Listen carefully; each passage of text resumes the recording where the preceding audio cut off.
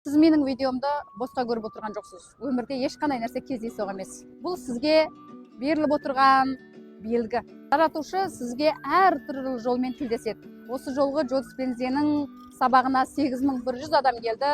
Соның ішінде дөңгелекті шақтық орындықта отыратын адамдар, өмірінің соңғы 3 ай ғана қалды деген адамдар, әлемдік бизнесмендер, мықты кәсіпкерлер толығымен жиналған. Әлемдік ұстаз Джо Диспензаның осындай сабақтарынан рәқтән жазылып кеткен, өмірі түбегейлі өзгеріп кеткен, мүмкін емес деген дүниелердің барлығы мүмкін болып кеткен істер өте көп екен. Адамның ішкі құрылысы қалай жұмыс жасайды, сіздің миыңыздан шыққан сигнал, сіздің ойларыңыз өміріңізге қалай бір әсер ететін бүкілдей толығыменен сол жерде тәжірибесіне шейін көрдік.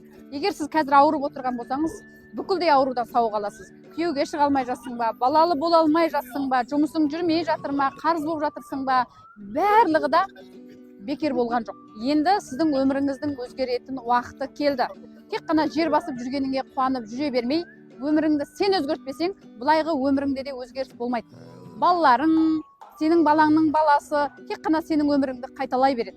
Нақты өзгерісті өзің жасамасаң, келесі өмірге келсең де дәл осы батпақтың ішінде тағы бір рет сүңгитін боласың. Қазірден бастап шешім қабылда. Сен өзгеруге дайынсың. Орындалмайтын арман ешқашан жүрекке түспейді. Сондықтан сен бәріне дайынсың. Әлем де саған беруге дайын. Менің осы жолғы жобама міндетті түрде қатысыңыз. Сіздің өміріңізде ешқашан күтпеген өзгеріс болатыны анық.